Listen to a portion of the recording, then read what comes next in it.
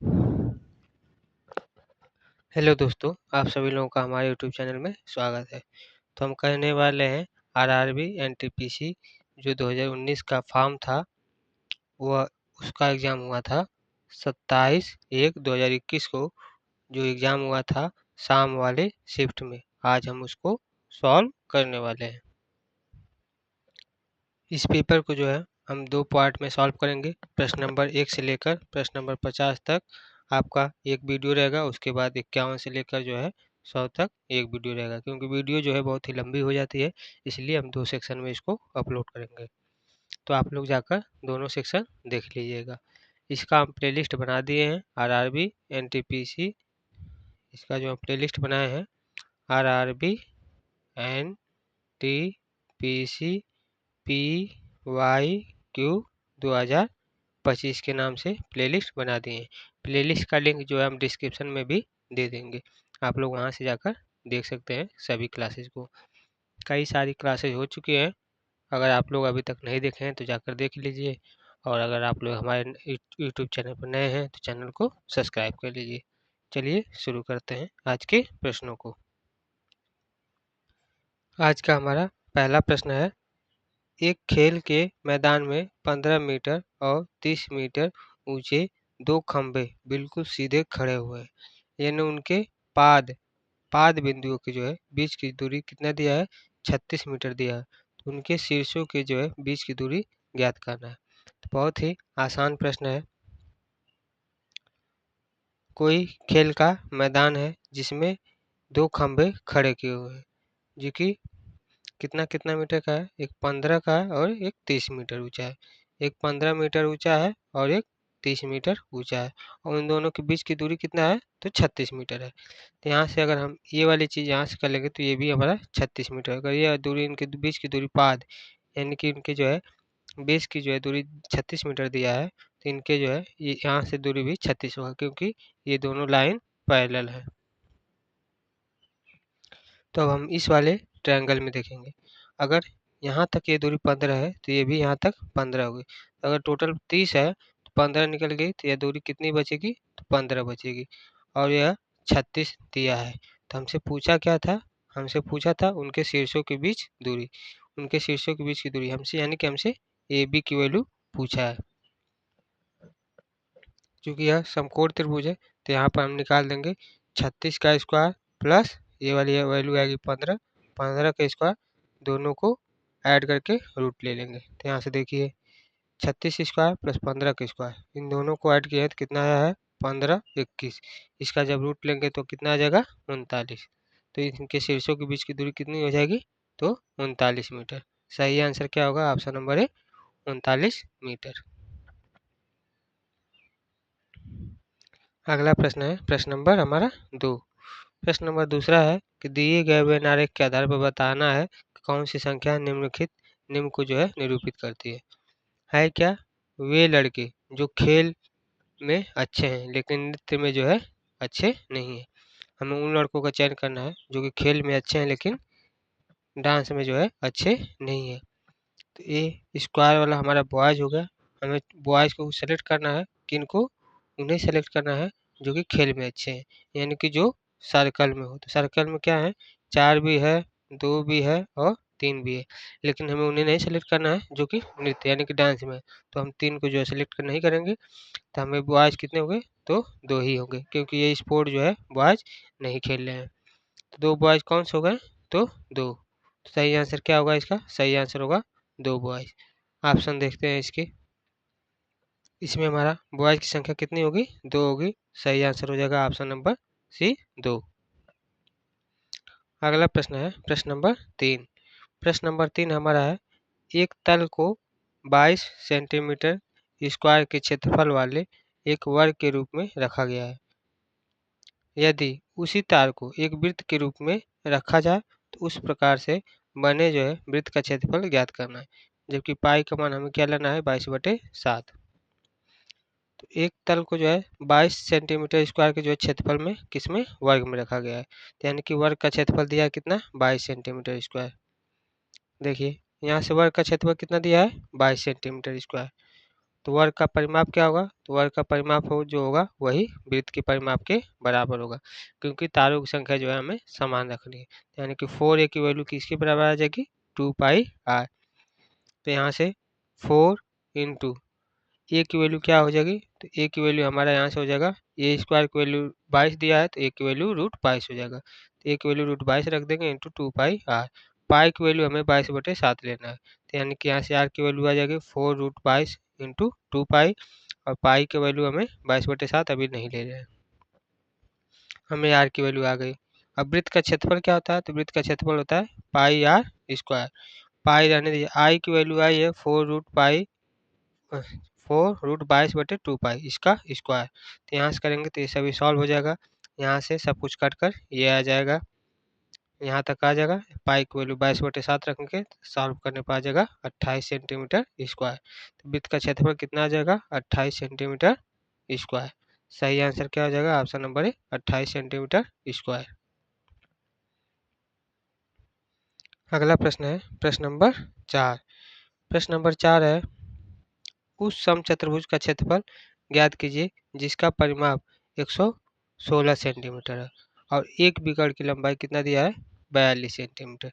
तो हमें क्या ज्ञात करना है? समचतुर्भुज का क्षेत्रफल ज्ञात करना है।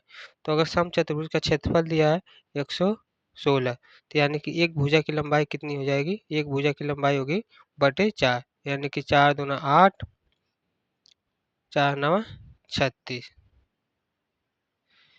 ए की लंबाई, ए क्या हो गया हमारा? इस समचतुर्भुज में हमारा ए आ गया 29 और इसका एक विकर्ण की लंबाई आ गई 42। तो हमें क्या चाहिए? हमें चाहिए ये वाला। तो 29/42, तो 42 का स्क्वायर माइनस 29 का स्क्वायर करेंगे तो ये वाला वैल्यू निकल जाएगा। तो हम वहाँ से क्या करेंगे? समचतुर्भुज का क्षेत्रफल हो जाएगा भुजा का स्क्वायर कर देंगे। तो 42 का स्क्वायर माइनस 29 का स्क्वायर करेंगे, 42 स्क्वायर माइनस 29 स्क्वायर, तो जो आएगा तो ऐसे करेंगे। तो आइए दिखाते हैं। देखिए यहाँ से हमारा भुजा क्या आ गया था? तो 29 सेंटीमीटर आ गया था, 29 सेंटीमीटर आ गया था। तो यहाँ से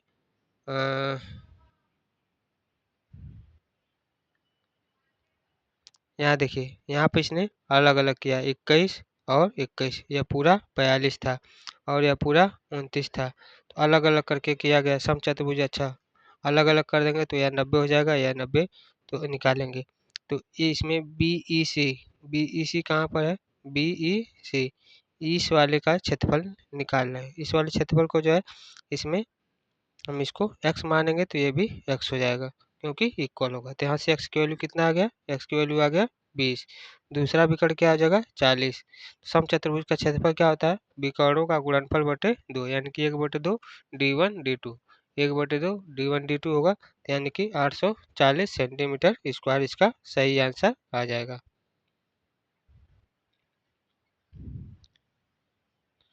अगला प्रश्न है प्रश्न नंबर 5। प्रश्न नंबर 5 है, आईपीएल 2020 में सर्वाधिक विकेट लेने वाले पर्पल कैप किसने जीता है? तो पर्पल कैप किसने जीता है?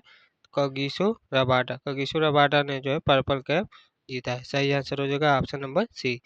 देखिए इस समय आईपीएल चल रहा है, तो आईपीएल से प्रश्न जो है जरूर पूछे जाएंगे। तो आप लोग जो है तैयार कीजिए। करेंट अफेयर की अगर क्लासेस चाहिए तो आप लोग बता दीजिएगा, कमेंट कर दीजिए, हम उसको प्रोवाइड करवा देंगे।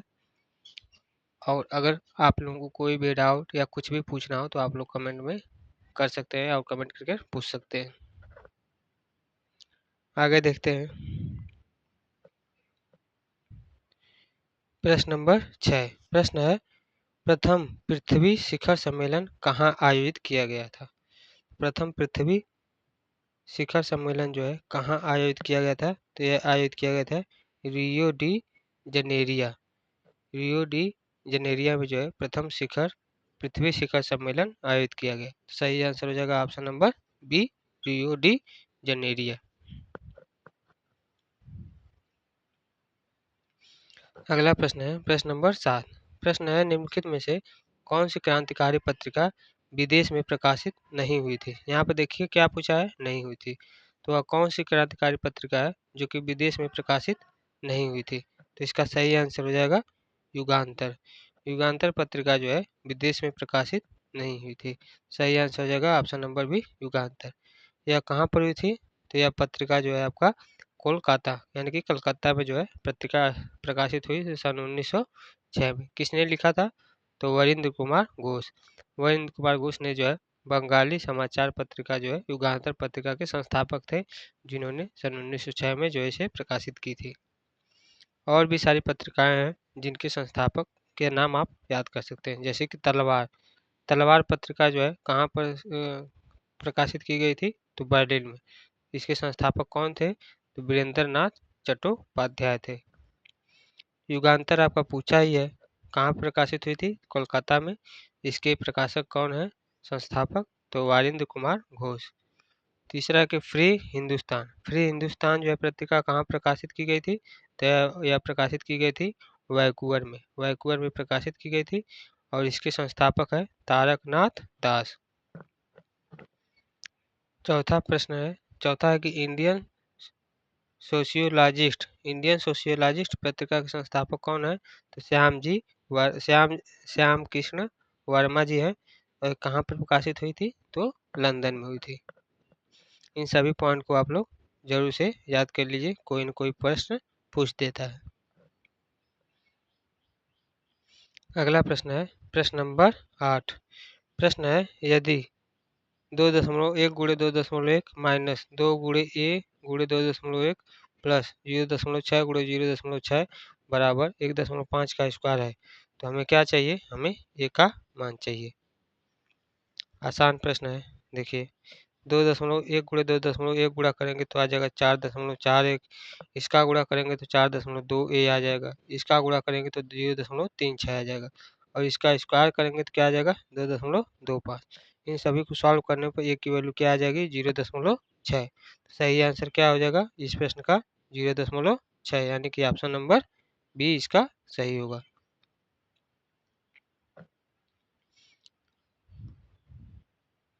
अगला प्रश्न है प्रश्न नंबर 9। बुलंद दरवाजा किस शहर में स्थित है? बुलंद दरवाजा जो है आपका किस शहर में स्थित है?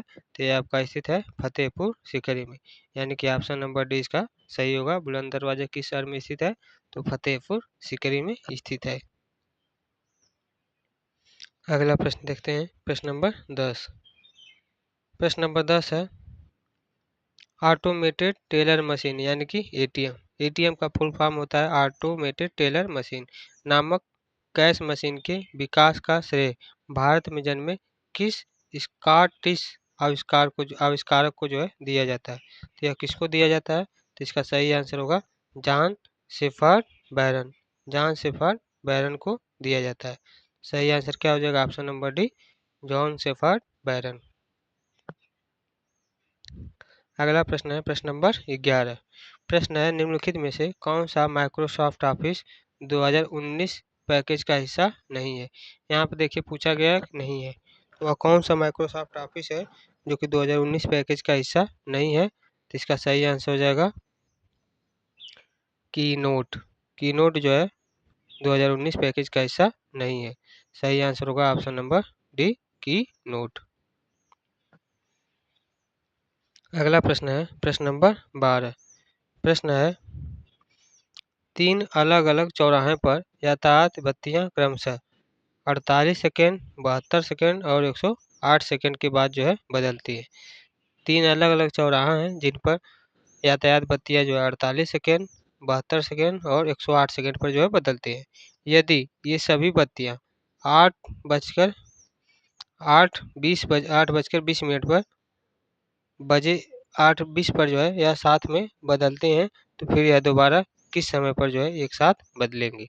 यानी कि 8:20 पर यह सभी बत्तियां एक साथ बदल जाती हैं, तो यह दोबारा किस समय एक साथ जलेंगी यानी कि बदलेंगी? तो यहाँ पर देखिए हमारा समय क्या दिया है? 48 सेकेंड, 72 सेकेंड, 108 सेकेंड। तो इन सभी का एलसीएम हमारा क्या हो जाएगा? 432 सेकेंड। 432 सेकेंड हो जाएगा। इसको जो हम मिनट में बदलेंगे तो बटे 60 से भाग दे देंगे, तो हमारा आ जाएगा कितना? 7 मिनट 7 मिनट 12 सेकेंड, 7 मिनट जो है 12 सेकेंड हो जाएगा। तो अगर यह 8 बज के 20 मिनट पर जो है बदलती हैं तो अगली बार 7 मिनट बाद, यानी कि 8 बज के 20 मिनट यहाँ पर हो गया, 7 मिनट यहाँ पर, कितना हो गया 27 मिनट। तो 8 बज के 27 मिनट 12 सेकेंड पर जो है बदलेंगी। तो सही आंसर क्या हो जाएगा, 8 बजकर 27 मिनट 12 सेकेंड।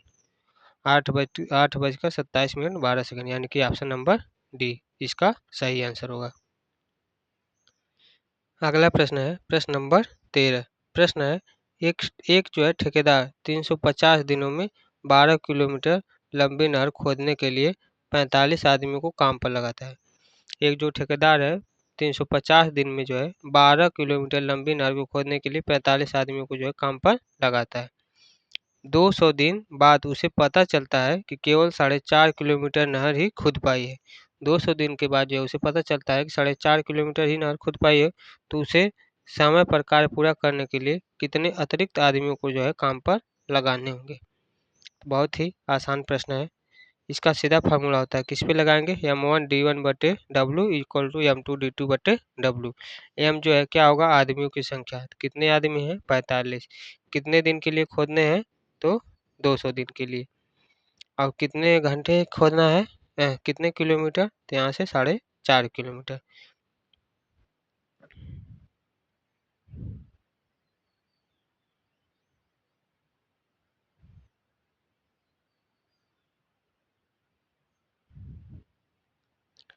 उसके बाद M2D2 में क्या है, आदमियों की संख्या हमें नहीं पता है। D2 कितने दिन बचे, 200 दिन खोज चुका है, कितने दिन बचे हैं, 150 दिन ही हमें अभी बचा है। तो कितने 4.5 किलोमीटर खोज चुका है, तो बचा कितना है हमारा, तो 7.5 किलोमीटर बचा हुआ है। तो यहाँ से सॉल्व करेंगे तो यहाँ से M2 की वैल्यू आ गई 100 दिन, 100 आदमी। M2 के आदमी आ गए, M2 बराबर कितना आ गया, 100 आदमी। 100 आदमी मिलकर जो है उसको खोद देंगे। जबकि 45 आदमी पहले से ही है, तो हमें कितने और आदमी को आवश्यकता पड़ेगी, 45 आदमी पहले से खोद खोद रहे हैं, तो अगर 55 आदमी और आ जाएंगे तो मिलकर कितने आदमी हो जाएंगे, 100 आदमी। तो 100 आदमी जो है टाइम पर काम जो है खत्म कर देंगे। सही आंसर क्या होगा, 55। तो इस प्रश्न का सही आंसर हो जाएगा ऑप्शन नंबर ए, 55। अगला प्रश्न है प्रश्न नंबर 14। प्रश्न है, दो संख्याओं के मौसह यानी कि एचसीएफ और लसह यानी कि एलसीएम कितना दिया है, 44 और 264। यदि पहली संख्या को 2 से विभाजित किया जाए तो भागफल कितना आ जाता है, 44 आ जाता है। तो दूसरी संख्या क्या होगी। तो इसको देखिए सॉल्व करते हैं। हमें क्या दिया है, मौसा दिया है दोनों संख्याओं का और लौसा दिया है दोनों संख्याओं का। अगर पहली संख्याओं में जो है 2 से भाग कर दे रहे हैं तो कितना हमारा आ रहा है, तो 44 आ रहा है। तो भागफल कितना प्राप्त हो रहा है, 44। अगर पहली संख्या में भाग दे रहे हैं तो भागफल कितना हो रहा है, 44। तो यहाँ से पहली संख्या कितना आ जाएगी, तो 44 गुणे 10 2, यानी कि कितना आ गई, 88। पहली संख्या में पता चल गई कितना, 88। तो पहली संख्या गुणे दूसरी संख्या बराबर क्या होता है, मौसा गुणे लसा। यह एक फार्मूला है, इसको आप लोग याद कर लीजिएगा, इसी फार्मूला पर सॉल्व होगा। पहली संख्या गुणे दूसरी संख्या बराबर होता है मौसा गुणे लसा। तो यहाँ से हमें पहली संख्या दिया हुआ है कितना, 88। मौसा भी दिया हुआ है 4, लसा दिया हुआ है 264। तो यहाँ पर रख कर सॉल्व करेंगे तो दूसरी संख्या आ जाएगी 132। दूसरी संख्या कितनी आ जाएगी, 132। तो सही आंसर क्या हो जाएगा, 132, यानी कि ऑप्शन नंबर बी सही होगा। अगला प्रश्न है प्रश्न नंबर 15। प्रश्न नंबर 15 है कि आंकड़ों का जो हमें माध्य ज्ञात करना है। तो यह आंकड़े दिए हुए हैं और इसकी बारंबारता दिया हुआ है। तो आंकड़ों का हमें माध्य ज्ञात करना है कि क्या होगा। तो आइए सॉल्व करते हैं। आंकड़ों को जो है पहले हम इस क्रम में रख लेंगे। यहाँ से x की वैल्यू, यहाँ पर फ्रीक्वेंसी, यहाँ पर एफ इंटू एक्स, इस प्रकार से लिखेंगे। तो यहाँ से हम टोटल, यहाँ से क्या करेंगे, एफ एक्स क्या आएगा, एफ इंटू एक्स। तो 10 दूनी 20, 15 चौको 60, 20 तेईस 60, 25 पच्चीस 175, 30 छक्का 180, 4 40 तिया 120, इस प्रकार से लिख लेंगे। नंबर ऑफ टोटल फ्रिक्वेंसी कितनी है, 300, और नंबर ऑफ इनका गुणनफल कितना है, नंबर ऑफ एफ एक्स, तो 840। तो 840 सबको ऐड करने पर आया और इस नंबर ऑफ फ्रिक्वेंसी को ऐड करने पर 30 आया है। तो माध्य बराबर क्या होता है, माध्य यानी कि x बार बराबर होता है सिग्मा एफ एक्स बटे सिग्मा एफ। तो यहाँ से इस प्रकार से सॉल्व करने पर कितना आ गया माध्य, तो 28 आ गया। सही आंसर क्या हो जाएगा, 28।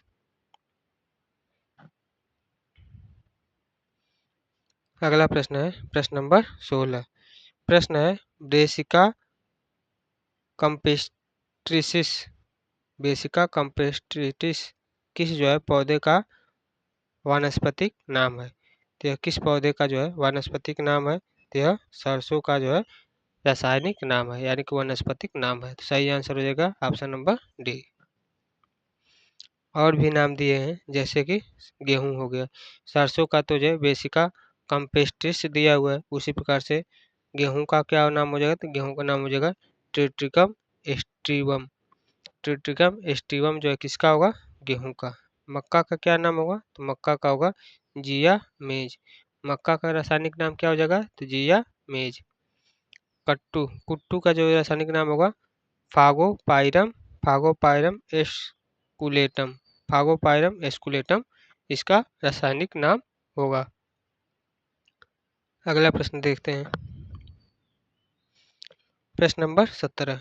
प्रश्न है किसी मीनार के पाद बिंदु से जमीन पर 120 मीटर की दूरी पर स्थित बिंदु से मीनार का जो है हमें क्या दिया हुआ है, उन्नयन कोण दिया हुआ है 60 मीटर। तो यहाँ से किसी मीनार की जमीन से 120 मीटर की दूरी, यानी कि इसकी दूरी कितनी हो गई, 120 मीटर की दूरी से बिंदु के जो है मीनार का उन्नयन कोण हमें दिया हुआ है 160 दिया हुआ है, 60 अंश दिया है। तो मीनार की ऊंचाई क्या होगी, तो यहाँ से हम टेन 60 अंश निकालेंगे। तो टेन 60 अंश बराबर होता है 1/, टेन 60 अंश बराबर होता है √3, और टेन 60 की वैल्यू क्या होती है, लंब बटे कड़, यानी कि हाइट बटे 120। तो हाइट क्या हो जाएगी, 120√3। तो इसका सही आंसर हो जाएगा 120√3, यानी कि ऑप्शन नंबर ए। देखिए ऐसे सॉल्व किया गया है। यहाँ से मीनार की जो है हाइट हो गई 120 मीटर या 60 अंश हो गया। तो यहाँ से हम क्या निकालेंगे, टेन, टेन 60 की वैल्यू क्या आ जाएगी, √3 h बटे 120, यानी कि 120√3। अगला प्रश्न है प्रश्न नंबर 18। प्रश्न है निम्नलिखित में से किस भाषा को भारत की अनुसूची भाषा का दर्जा प्राप्त नहीं है। तो कौन सी भाषा है जिसको भारत की अनुसूची भाषा का जो है दर्जा प्राप्त नहीं है, तो वह भाषा कौन सी है, गढ़वाली। गढ़वाली भाषा को जो है भारत की जो है अनुसूची भाषा का जो है दर्जा प्राप्त नहीं है, यानी कि सही आंसर क्या हो जाएगा, ऑप्शन नंबर डी, गढ़वाली। अगला प्रश्न है प्रश्न नंबर 19। प्रश्न है 54/9, 3 × 9/17, 36/51 इन सभी का एचसीएफ पूछा है। एचसीएफ क्या होगा, तो आइए इसको सॉल्व करते हैं। इसको सॉल्व करने में क्या होगा, ऊपर का एचसीएफ ले लेंगे, यानी कि न्यूमरेटर का एचसीएफ ले लेंगे, डिनोमिनेटर का एलसीएम ले लेंगे, तो वही आंसर हो जाएगा।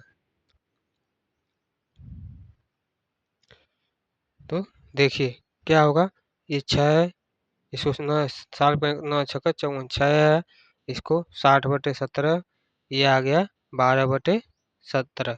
तो इसका जो है मौसा निकालना है। तो ऊपर 6 60 12 इसका एचसीएफ यानी कि मौसा ले लेंगे, नीचे वाले का एलसीएम ले लेंगे। तो 1 17 51 इसका एलसीएम, तो टोटल आ जाएगा 6/17। सही आंसर क्या हो जाएगा, 6/17। अगला प्रश्न है प्रश्न नंबर 20। प्रश्न है एक समलंब चतुर्भुज का क्षेत्रफल हमें क्या दिया हुआ है, 540 मीटर स्क्वायर दिया हुआ है समलंब चतुर्भुज का क्षेत्रफल। यदि इसकी समांतर भुजाओं की लंबाई 30 मीटर और 24 मीटर दिया है, तो उनके बीच की दूरी क्या होगी। बहुत ही आसान प्रश्न है। समलंब चतुर्भुज का क्षेत्रफल के फार्मूले पे इसको रखेंगे तो आ जाएगा। समलंब चतुर्भुज का क्षेत्रफल जो होता है वह होता है 1/2 समांतर भुजाओं का योग गुणे उनके बीच की दूरी।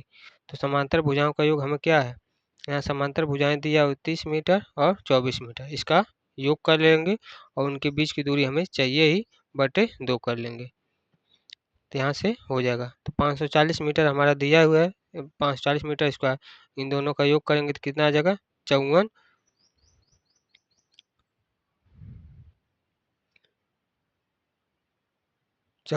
उनकी भुजाओं की दूरी यहाँ पर देखिए 1/2 नहीं लिखा हुआ है तो 1/2 हो जाएगा। तो यहाँ से इनके बीच की दूरी क्या हो जाएगी, तो 54 से 54 कटा जाएगा, कितना हो जाएगा 10। 10 का जब 2 में गुणा करेंगे तो आ जाएगा 20। सही आंसर क्या हो गया 20 मीटर। इनके बीच की दूरी कितना हो जाएगी, तो इनके बीच की दूरी हो जाएगी ऑप्शन नंबर बी 20 मीटर। अगला प्रश्न है प्रश्न नंबर 21। प्रश्न है एक वर्गाकार भूखंड का क्षेत्रफल कितना दिया हुआ है। वर्गाकार भूखंड का क्षेत्रफल दिया है 11,025 मीटर स्क्वायर। इस भूखंड के चारों ओर 85 रुपये पर मीटर स्क्वायर की दर से तार लगाने का जो है लागत ज्ञात करें। तो यहाँ से वर्गाकार भूखंड का क्षेत्रफल दिया हुआ, तो हम पहले क्या निकालेंगे, भुजा, उसके बाद निकालेंगे परिमाप। तो आइए सॉल्व करते हैं। भूखंड के वर्गाकार की जो है भुजा क्या हो जाएगी, तो क्षेत्रफल दिया है 11,025, तो उसका अंडर रूट ले लेंगे तो आ जाएगा 105। तो भूखंड की भुजा क्या आ गई 105। परिमाप क्या हो जाएगा, तो परिमाप हमारा हो जाएगा 4 इंटू भुजा, तो यानी कि आ गया 420 मीटर। 1 मीटर लगाने का खर्चा कितना है 85 रुपये, तो 420 मीटर लगाने का खर्चा कितना आ जाएगा, तो 35,700। 35,700 टोटल खर्चा आएगा। सही आंसर क्या हो जाएगा 35,700, यानी कि ऑप्शन नंबर डी इसका सही आंसर होगा। अगला प्रश्न है प्रश्न नंबर 22। प्रश्न है निम्नलिखित में से कौन सा आश्रम महात्मा गांधी के द्वारा स्थापित नहीं किया गया था। तो इसमें से कौन सा आश्रम था जो कि महात्मा गांधी के द्वारा जो है स्थापित नहीं किया गया था। तो इसका सही आंसर होगा पवनार। पवनार आश्रम जो है महात्मा गांधी के द्वारा जो है स्थापित नहीं किया गया था। सही आंसर क्या हो जाएगा option number C Paunar. Mahatma Gandhi के द्वारा जो है कौन कौन से आश्रम की जो स्थापना किया गया था, तो सेवाग्राम, टालस्टॉय फार्म और साबरमती, इन सभी आश्रमों की जो स्थापना महात्मा गांधी के द्वारा किया गया था। जबकि पवनार आश्रम की जो स्थापना है वह आचार्य विनोबा भावे ने जो है किया था। कहाँ पर, महाराष्ट्र में। तो पवनार आश्रम की स्थापना कौन किया था, तो महात्मा गांधी ने, और किसने किया था, तो आचार्य विनोबा भावे ने। अगला प्रश्न है प्रश्न नंबर 23। प्रश्न है निम्नलिखित में से कौन सा ऑपरेटिंग सिस्टम नहीं है। इनमें से जो है कौन सा हमारा ऑपरेटिंग सिस्टम नहीं है, तो वह होगा टैली। टैली जो है यह ऑपरेटिंग सिस्टम नहीं बल्कि एक सॉफ्टवेयर है। सही आंसर क्या हो जाएगा टैली। टैली जो एक प्रकार का क्या है, तो यह एक प्रकार का सॉफ्टवेयर है जो कि अकाउंटिंग से संबंधित होता है। अगला प्रश्न है प्रश्न नंबर 24। प्रश्न है पक्षियों की इनमें से कौन सी प्रजाति गंभीर रूप से लुप्तप्राय है। पक्षियों की जो है वह कौन सी प्रजाति है जो गंभीर रूप से जो है लुप्तप्राय मतलब खत्म होती जा रही है। तो वह होगा great Indian bustard. Great Indian bustard जो है प्रजाति लगभग खत्म हो रही है। सही आंसर क्या हो जाएगा option number a great Indian bustard. अगला प्रश्न है प्रश्न नंबर 25। यह कथन और निष्कर्ष से है। कथन क्या है, यक्स वाई से कहता है कि यदि आपको अपनी कंपनी की बिक्री में वृद्धि करनी हो तो आपको समाचार पत्र ए में जो है विज्ञापन देना चाहिए। यह जो है कथन कहता है। इसका निष्कर्ष क्या होगा, अब इस पर जो है धारणा दिया गया है कि समाचार पत्र ए अन्य समाचार पत्रों की तुलना में अधिक जो है व्यापक तौर पर जो है प्रचलन में है। अब दूसरा क्या है कि वाई की कंपनी की जो बिक्री कम है। तो इसमें से जो है कौन धारणा सही होगी, तो इसमें से जो है दोनों ही धारणा सही है। इसमें से न तो धारणा एक है और न ही धारणा दो निहित है। इसका सही आंसर क्या होगा ऑप्शन नंबर बी, न ही धारणा एक निहित है और न ही धारणा दूसरे निहित है। अगला प्रश्न है प्रश्न नंबर 26। प्रश्न है यदि ब्याज की दर पहले वर्ष के लिए 4% वार्षिक और दूसरे वर्ष के लिए 5% की वार्षिक, तीसरे वर्ष के लिए 6% की वार्षिक है। यदि जो है ब्याज की दर पहले साल जो है 4% की, दूसरे साल 5%, तीसरे साल 6% की दर से है, तो 25,000 के रुपए पर 3 वर्ष का चक्रवृद्धि ब्याज, यहाँ पर देखिए क्या दिया है चक्रवृद्धि ब्याज जो है ज्ञात करना है।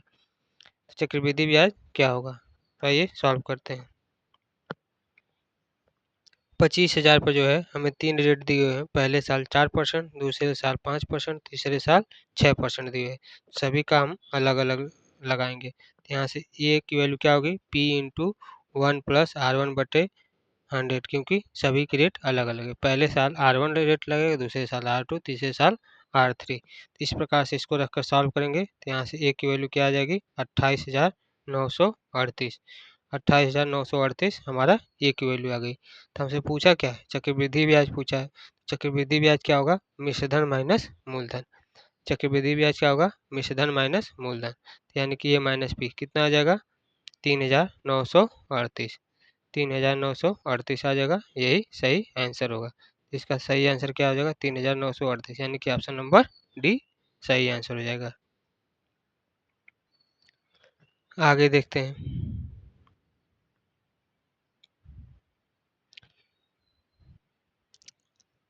अगला प्रश्न है प्रश्न नंबर 27। प्रश्न है कि भारत में सर्वप्रथम कम्युनिस्ट सरकार जो है किस राज्य में बनी थी? तो भारत में जो है पहली बार सबसे पहले कम्युनिस्ट सरकार जो है किस राज्य में बनी थी? तो यह कहाँ बना था? केरल राज्य में। सही आंसर क्या हो जाएगा? ऑप्शन नंबर सी केरल राज्य। केरल में जो है 5 अप्रैल सन 1957 में एम.एस. नमदू द्विवेदी के जो है नेतृत्व में भारत में सबसे पहले भारतीय कम्युनिस्ट पार्टी यानी कि भाजपा की जो है सरकार बनी थी। अगला प्रश्न है प्रश्न नंबर 28। प्रश्न है निम्नलिखित में से अन्य तीनों से जो है असंगत शब्द का चयन करना। इन तीनों में से सबसे अलग कौन है? तो इन तीनों मानव शरीर के जो है अंगों में गुर्दा, हृदय, यकृत और हाथ में से हाथ न इन तीनों से भिन्न है। गुर्दा, यकृत और हृदय ये सभी जो है हमारे शरीर के आंतरिक अंग है, जबकि जो हमारा हाथ है यह बाहरी अंग है। तो इन तीनों से अलग कौन है? तो हमारा हाथ है। सही आंसर क्या हो जाएगा? ऑप्शन नंबर डी हाथ। हाथ जो है इन तीनों से अलग है। अगला प्रश्न है प्रश्न नंबर 29। प्रश्न है सार्क SAARC का जो है विस्तृत रूप यानी कि फुल फॉर्म क्या होगा? सार्क का फुल फॉर्म होगा South Asian Association for Regional Corporation. SAARC का जो है फुल फॉर्म होगा South Asian Association for Regional cooperation. सही आंसर क्या हो जाएगा? ऑप्शन नंबर बी इसका सही आंसर होगा south association for regional cooperation. अब पूछ देता है कभी कभी एग्जाम में कि सार्क की जो है स्थापना कब हुआ था?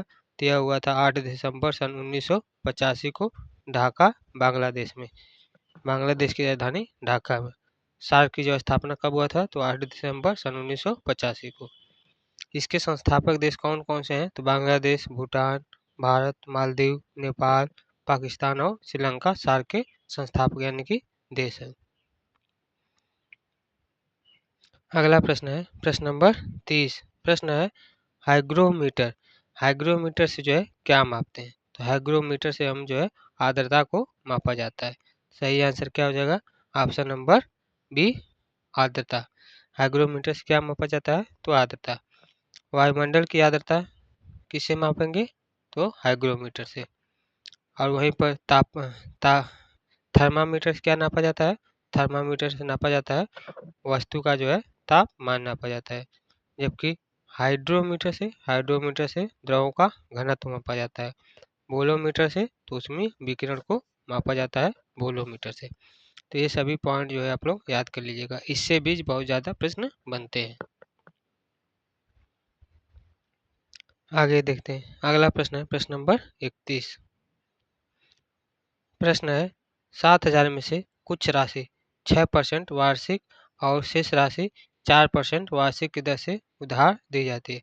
7,000 में से कुछ राशि को 6% की वार्षिक और शेष राशि को 4% की वार्षिक दर से जो है उधार दी जाती है। यदि 7,000 की कुल राशि पर 5 वर्ष का कुल साधारण ब्याज 1,600 रुपये है।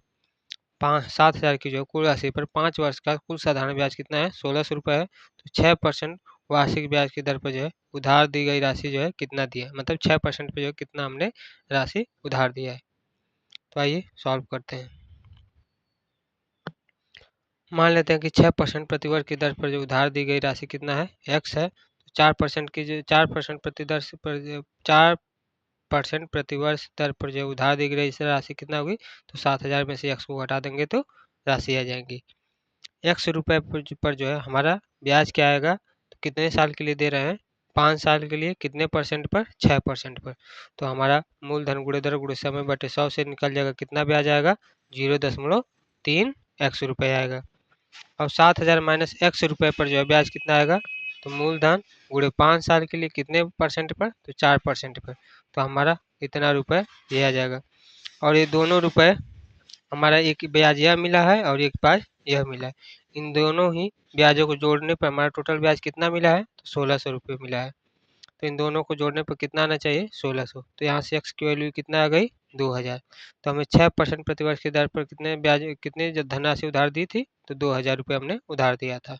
सही आंसर क्या हो जाएगा इसका, सही आंसर हो जाएगा ऑप्शन नंबर बी, 2000 रुपये। अगला प्रश्न है प्रश्न नंबर 32। प्रश्न है एक्सपोर्ट इंपोर्ट यानी कि EXIM बैंक ऑफ इंडिया की जो स्थापना किस वर्ष की गई थी। Export import EXIM bank of India की जो स्थापना किस वर्ष की गई थी, यह किया गया था आपका सन 1982 में। सन 1982 में जो इसका स्थापना किया गया था। सही आंसर क्या हो जाएगा, ऑप्शन नंबर डी। इसका मुख्यालय कहाँ है, तो इसका मुख्यालय भारत की जो है आर्थिक राजधानी मुंबई में। एक्सपोर्ट इंपोर्ट का जो है मुख्यालय कहाँ पर है, तो मुंबई में, जो कि भारत की जो है आर्थिक राजधानी है। अगला प्रश्न है प्रश्न नंबर 33। प्रश्न है लेड। लेड का जो है रासायनिक प्रतीक क्या है, यानी कि इसका सिंबल, लेड का जो है रासायनिक सिंबल क्या है। तो लेड का जो है रासायनिक सिंबल होता है Pb। Pb जो है रासायनिक सिंबल होता है लेड का। अब होता है Mn। Mn किसका होता है, तो Mn जो है रासायनिक सिंबल होता है मैग्नीज का। Fe। Fe किसका होता है, तो आयरन का। Zn। Zn किसका होता है, तो जिंक का। ये सब आप लोग याद कर सकते हैं। अगला प्रश्न है प्रश्न नंबर 34। प्रश्न है कि इस खाली स्थान पर जो है श्रृंखला में कौन सा स्थान आएगा। यह हमें प्रश्न में दिया गया है। खाली स्थान पर क्या आएगा, तो यहाँ पर 10, 2, 12, 12 में से 2 घटाने पर क्या आया है, हमारा 10 आया है।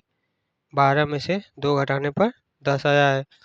फिर 10 में से 2 घटाने पर हमारा 8 आया है। 10 में से 2 घटाने पर 8 आया है। उसी प्रकार 5 में 5 का गुणा करने पर कितना आया है, तो 25 आया है। फिर 25 में 5 का गुणा करने पर कितना आया है, तो 25 बच्चे कितना हो जाएगा, 25 में 125, तो 125 हो जाएगा। तो हमारे यहाँ पर क्या भरा जाएगा, ऑप्शन नंबर डी 25। सही आंसर क्या हो जाएगा, 25। अगला प्रश्न है प्रश्न नंबर 35। प्रश्न है प्रख्यात नृत्यांगना प्रतिभा प्रहलाद किस नृत्य शैली से संबंधित है। जो नृत्यांगना प्रतिभा प्रहलाद हैं वह किस जो है नृत्य शैली से, यानी कि कौन सा वह डांस करते हैं, तो वह करते हैं भरतनाट्यम। सही आंसर क्या होगा, ऑप्शन नंबर ए, भरतनाट्यम शैली से जो है संबंधित है। अगला प्रश्न है प्रश्न नंबर 36। प्रश्न नंबर 36 आपका है कि P x cube plus x square minus 2x minus Q x minus 1 और x प्लस 1 से जो है पूर्णतः विभाजित है। तो p और q का मान ज्ञात कीजिए। अगर यह जो है x माइनस 1 और x प्लस 1 से पूर्णतः विभाजित है, तो x माइनस 1 का x बराबर 1 रखने पर 0 आएगा और x बराबर माइनस 1 रखने पर भी 0 आना चाहिए। तो यहाँ पर चलिए रखते हैं। जब x बराबर 1 हम समीकरण में रखेंगे, तो यहाँ से p माइनस क्यू की वैल्यू आ जाएगी 1, और जब x बराबर माइनस 1 रखेंगे, तो यहाँ से p प्लस क्यू की वैल्यू आ जाएगी 3, और यहाँ से p माइनस क्यू की वैल्यू आई है 1। तो दोनों समीकरण को जब हम सॉल्व करेंगे, समीकरण को सॉल्व करने से p की वैल्यू हमारा प्राप्त हो जाएगा 2 और q की वैल्यू प्राप्त हो जाएगी हमारी 1। यहाँ से p की वैल्यू 2 प्राप्त होगा, q की वैल्यू 1। तो सही आंसर क्या हो जाएगा, p बराबर 2, q बराबर 1। तो p बराबर 2 किस में है, इस वाले में नहीं है, इस वाले में नहीं है, इस वाले में नहीं है, यानी कि केवल और केवल किस में है, तो ऑप्शन नंबर बी में है। सही आंसर क्या हो जाएगा, p बराबर 2, q बराबर 1।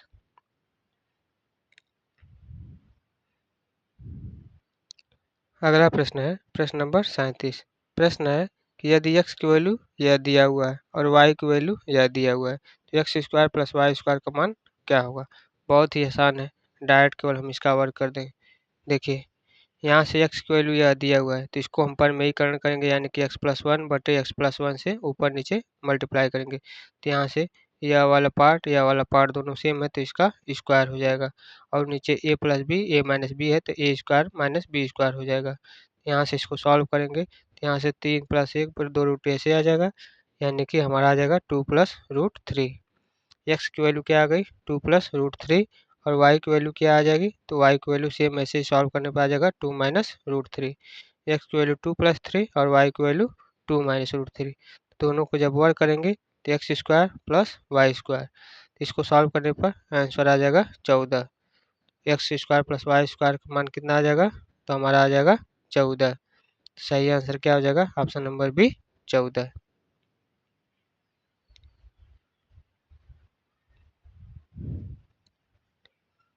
अगला प्रश्न है प्रश्न नंबर 38। प्रश्न नंबर 38 है यदि 3 रूट 2 माइनस 2 रूट 3 बटे 3 रूट 2 प्लस 2 रूट 3 बराबर क्या दिया है ए प्लस बी रूट 6 दिया है, तो हमें क्या चाहिए बी का मान चाहिए। सिंपल है, इन दोनों का ही प्रमेयीकरण कर देंगे तो आ जाएगा। तो देखिए इसका परमेयीकरण करेंगे, यानी कि 3 रूट 2 माइनस 2 रूट 3 बटे 3 रूट 2 माइनस 2 रूट 3 से ऊपर नीचे गुणा कर देंगे। गुणा करेंगे तो यह दोनों सेम है तो इसका होल स्क्वायर हो जाएगा। नीचे ए plus B A minus B हो जाएगा तो A square minus B square हो जाएगा। तो यहाँ से जब सॉल्व करेंगे, सॉल्व करने पर इसका होल स्क्वायर खोलेंगे तो होल स्क्वायर करने पर ये वाली वैल्यू आएगी, इसका स्क्वायर करेंगे तो ये आ जाएगा। तो यहाँ से वैल्यू आ गई, तो ये हमारा वैल्यू आ जाएगा। यहाँ से तुलना करेंगे तो ए की वैल्यू आ जाएगी 5, बी की वैल्यू आ जाएगी -2। तो हमसे किसका मान पूछा था, हमसे पूछा था बी का मान क्या होगा, तो बी का मान हो जाएगा -2। अगला प्रश्न है प्रश्न नंबर 39। प्रश्न है कि निम्नलिखित में से कौन क्रांतिकारी संगठन अनुशीलन समिति से संबंधित जो है नहीं है। यहाँ पर प्रश्न में ध्यान दीजिएगा कि पूछा गया है कि नहीं है, तो इनमें से कौन सा क्रांतिकारी संगठन अनुशीलन समिति से संबंधित नहीं है, तो यह आपका हो जाएगा राजेंद्र लाहिड़ी। राजेंद्र लाहिड़ी जो है अनुशीलन समिति से जो संबंधित नहीं है, तो सही आंसर क्या हो जाएगा option number A Rajendra Lahiri. अगला प्रश्न है प्रश्न नंबर 40। प्रश्न है सीधा सीधा कि प्रश्नवाचक चिन्ह के स्थान पर यहाँ पर क्या आएगा। तो यहाँ पर क्या आएगा तो चलिए देखते हैं। तो यहाँ पर क्या होगा तो यहाँ पर देखिए 6 और 4 का गुणा करेंगे तो कितना आ जाएगा 24, 24 में 5 जोड़ेंगे तो आ जाएगा 29।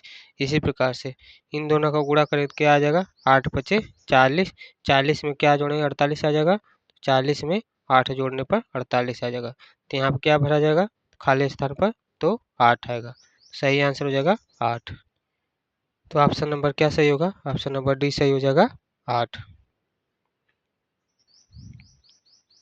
अगला प्रश्न है प्रश्न नंबर 41। प्रश्न है उस विकल्प का चयन कीजिए जो नीचे दी गई श्रेणी को जो है पूरा करे, यानी कि यह जो श्रेणी दी गई है इसमें आ गया है। तो कैसे होगा देखिए 6 से 44 फिर 9 फिर 42 उसके बाद 40 दिया हुआ। तो 6 से हमारा 9 कैसे हुआ है 3 को ऐड किए हुए, फिर 44 से 42 कैसे हुआ है तो 2 को घटाए हैं, फिर 9 से जो है हम क्या करेंगे 3 ऐड करेंगे तो कितना आ जाएगा 12, और 42 से 2 ऐड कर घटाएंगे तो कितना आ जाएगा 40, यानी कि हमारा यहाँ पर क्या आना चाहिए 12 आना चाहिए। कौन सा ऑप्शन सही होगा ऑप्शन नंबर ए 12 सही आंसर हो जाएगा। अगला प्रश्न है प्रश्न नंबर 42। प्रश्न है भारतीय रिजर्व बैंक का मुख्यालय कहाँ पर स्थित है। भारतीय रिजर्व बैंक का जो मुख्यालय कहाँ पर स्थित है तो यह आपका स्थित है मुंबई में।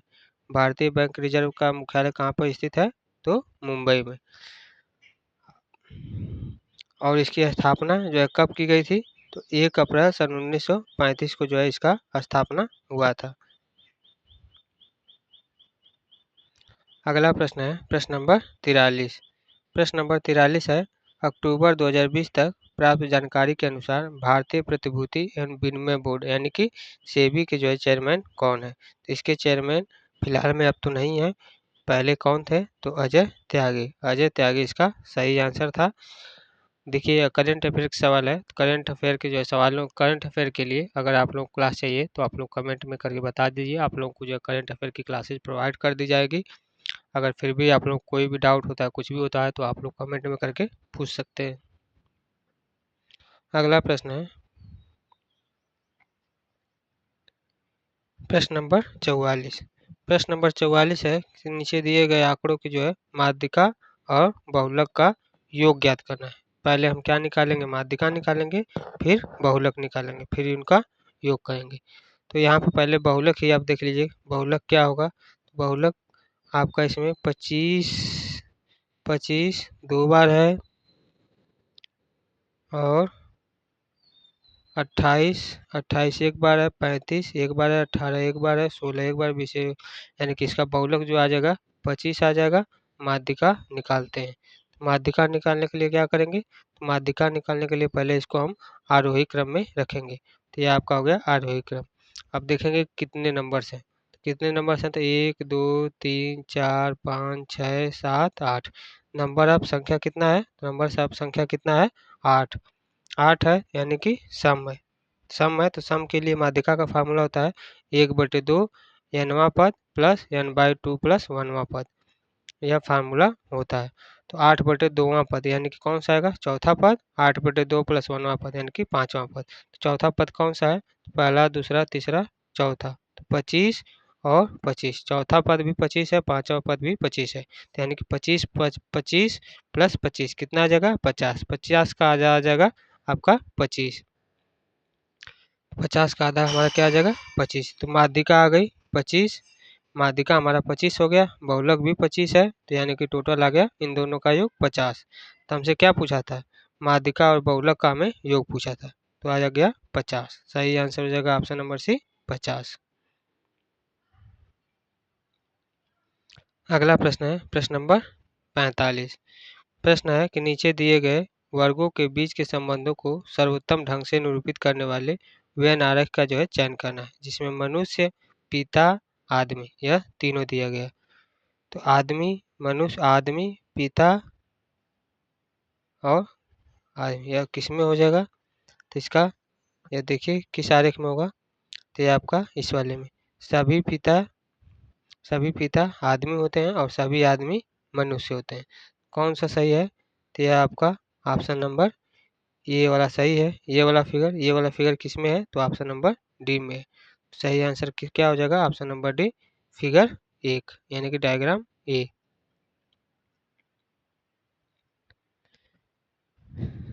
अगला प्रश्न है प्रश्न नंबर 46। प्रश्न है उस विकल्प का चयन करना है जो रिक्त स्थान की जो है पूर्ति करे, जो कि दी गई श्रेणी को पूरा करे, यानी कि इस स्थान पर जो है क्या आएगा? तो देखिए 1/16 है, 1/4 है, उसके बाद 1 है, खाली स्थान है 16 है। तो 1/16 का जो है चार गुना करने पे क्या आएगा? 1/16 का 4 गुना करने पे 1/4 आएगा। 1/4 का 4 गुना करने पे 1 आएगा। 1 का 4 गुना करने पे क्या आएगा? 4, फिर 4 का 4 गुना करने पे आ जाएगा 16। तो हमसे क्या पूछा था? हमसे यही वाला चीज़ पूछा था, तो कितना आ जाएगा? 4, यानी कि ऑप्शन नंबर सी इसका सही हो जाएगा 4। अगला प्रश्न है प्रश्न नंबर 47। प्रश्न है एक लड़के को 495 को 36 से गुणा करना था। एक लड़के को जो है 495 को 36 से गुणा करना था, परंतु प्रश्न में दिए गए अंकों में से एक अंक को गलत पढ़ने के कारण उसका उत्तर जो है कितना आ जाता है? 16,740 आ जाता है। तो उसने किस अंक को जो है गलत पढ़ा था? तो इस अंक और इस अंक में से जो है उसने किसी अंक को गलत पढ़ लिया और उसका आंसर कितना आ गया? गलत उत्तर आ गया 16,440। तो कौन सा अंक ने जो उसने जो है गलत पढ़ा है? तो इसका सही आंसर देखते हैं। तो अगर इसका जो है हम गुणा करते हैं, अगर 495 का 336 से गुणा करते हैं तो हमारा आ जाता 17,820। 17,000 हमारा 820 आ जाता। जबकि आया कितना है? आया है 16,740। 16,740 आया है। तो अगर इसमें हम जो है 36 से भाग देंगे 36 से 21 का गुणा करेंगे तो 16,740 आ जाए। तो ये आपका 465 थे। तो यानी कि हमारे यहाँ 9 के स्थान पर हमने क्या पढ़ लिया था, 6 पढ़ा था। 9 के स्थान पर हमने क्या पढ़ा था गलती से, 6। तो वह कौन सा अंक था जिसे हमने गलत पढ़ा था, तो 9 था। सही आंसर क्या हो जाएगा, option number C, 9।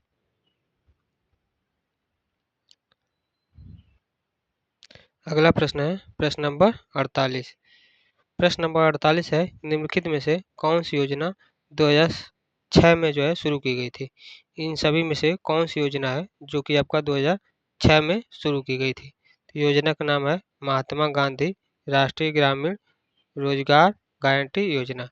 Mahatma Gandhi राष्ट्रीय ग्रामीण रोजगार गारंटी योजना को जो है सन 2006 में शुरू की गई थी। तो इसका सही आंसर हो जाएगा ऑप्शन नंबर सी। अगला प्रश्न है प्रश्न नंबर 49। प्रश्न है मुद्रा राक्षस नाटक जो है किसने लिखा था। तो मुद्रा राक्षस नाटक के जो लेखक आपके हैं वह हैं विशाख दत्त। विशाख दत्त ने जो है मुद्रा राक्षस नामक नाटक जो है लिखा है। सही आंसर क्या हो जाएगा, option number B, Vishakh Dutt.